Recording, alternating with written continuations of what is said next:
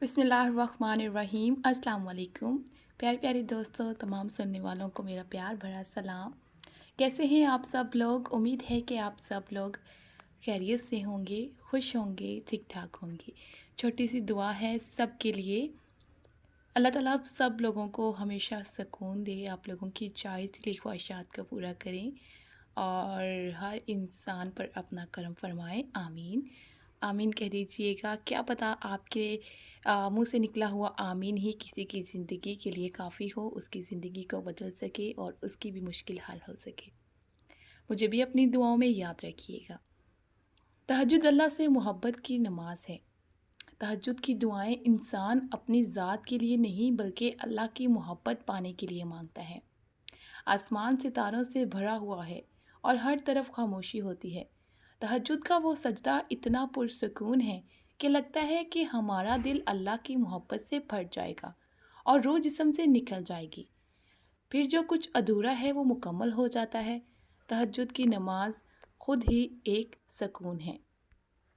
तुम तहज्जुद में उसको मनाते रहो, उसके हजूर अश्कों का दरिया बहाते रहो और वो तुमसे मोहब्बत की इंतहा ना करे, ऐसा तो मुमकिन ही नहीं।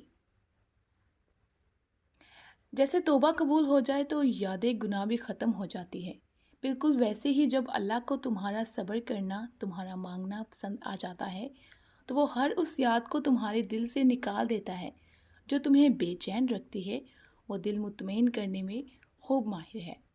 अभी तुम्हें लग रहा होगा जैसे कोई भी चीज़ तुम्हें खुश नहीं कर पाएगी, जैसे अब कभी भी ज़िंदगी की तरफ दोबारा लौट कर नहीं आओगे, मगर ये हकीकत नहीं है।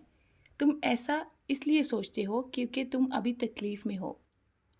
तहज्जुद पढ़ने से बहुत मौजज़े होते हैं।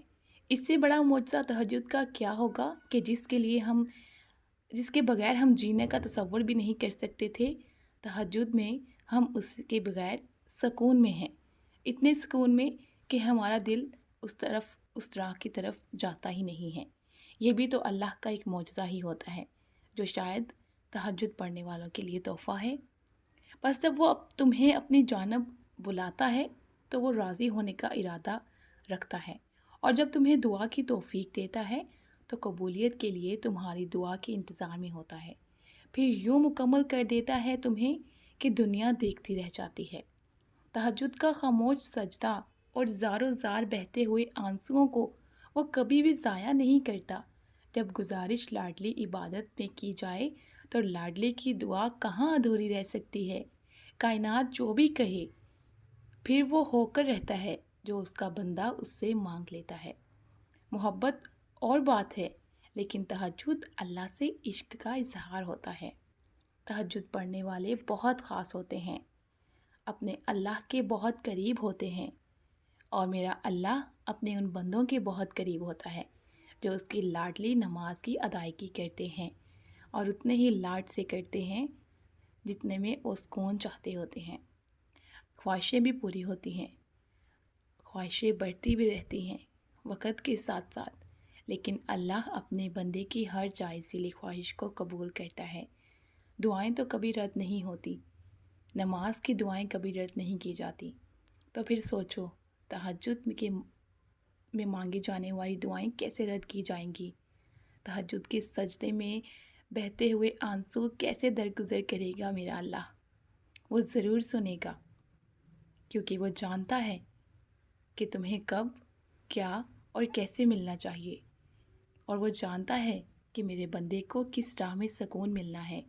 वो ये भी जानता है कि ये जो टाइम है ये थोड़ा मुश्किल है, लेकिन आने वाला इससे बेहतरीन कर देगा वो इंशाअल्लाह।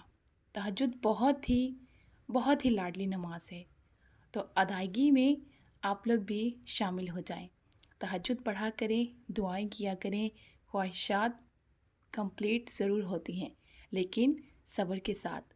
और अगर हम तहज्जुद पढ़ेंगे तो हमें कुछ मांगने की ज़रूरत ही नहीं पड़ेगी मेरे ख़्याल में, क्योंकि बिन मांगे ही वो दे देता है अपने लाडलों को वो सब कुछ जो वो चाहते हैं।